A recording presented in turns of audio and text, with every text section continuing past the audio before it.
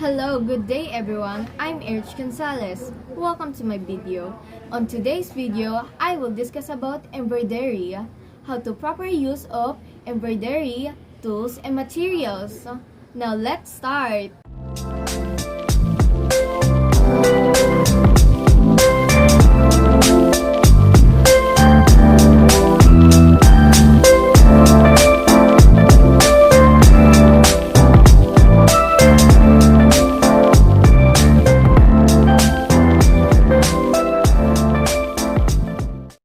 Embroidery tools and material.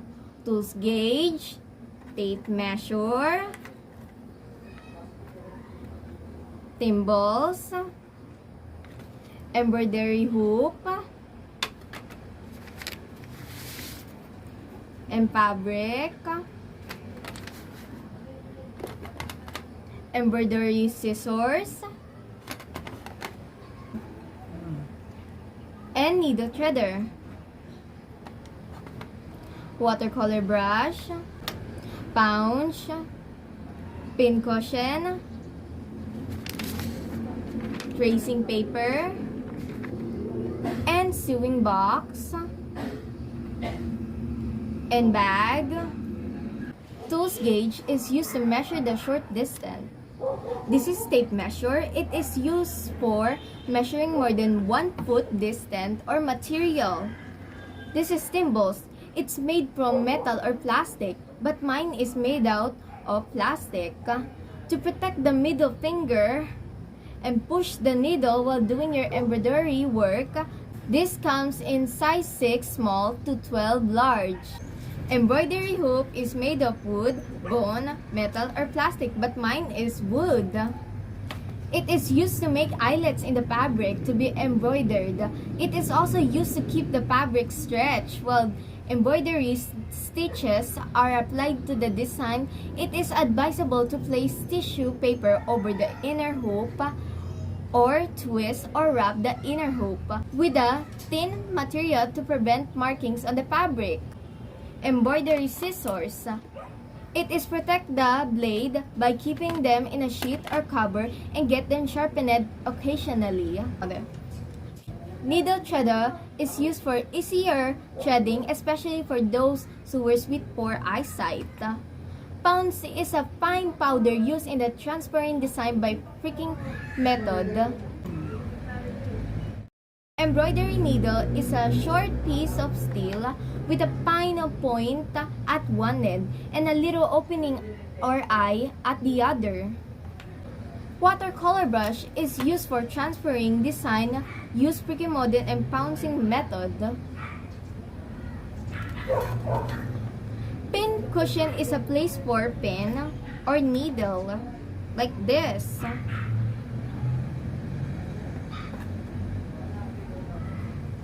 Like this. Tracing paper is used for outlining design. Sewing box is used to keep together the embroidery tools and material. Now, this is the bag that I have to keep work clean and fresh, and has a bag made from washable material to hold your work when not busy on it. Next, I will discuss about embroidery materials.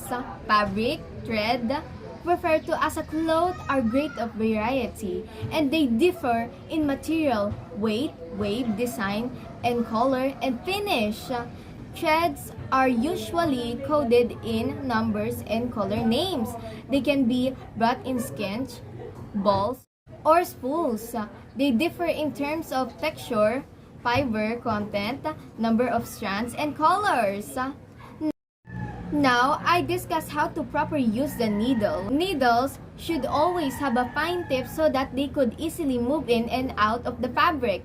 Do not use a needle that is bent, without a point, or crusty. This will affect the regularity and the neatness of work. Protect your needle by storing them in a needle case. To sharpen needles or make pins last longer by rubbing them with an abrasive materials such as sandpaper or heavy wool. Safety precautions when working with needles, pins, and knitting needles. Number 1. Keep needles and pins at a certain place. Do not leave needles at the workplace. Never take the needle pins in your mouth. Do not use rusty needles and pins in your work. Attach patterns to fabric with sharp ends of pins away from you. Collect and dispose of place of broken needles or pins wrapped in paper.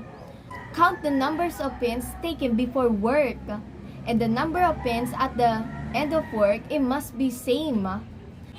Keep knitting needles and hook in the case.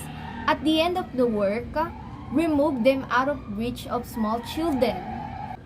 When working with knitting needles, keep them no closer than 35 centimeters from your eyes. That's for today. I hope you learned something here and I hope you enjoy my video. That's all. Thank you. Thank you for watching. Bye. Keep safe, everyone.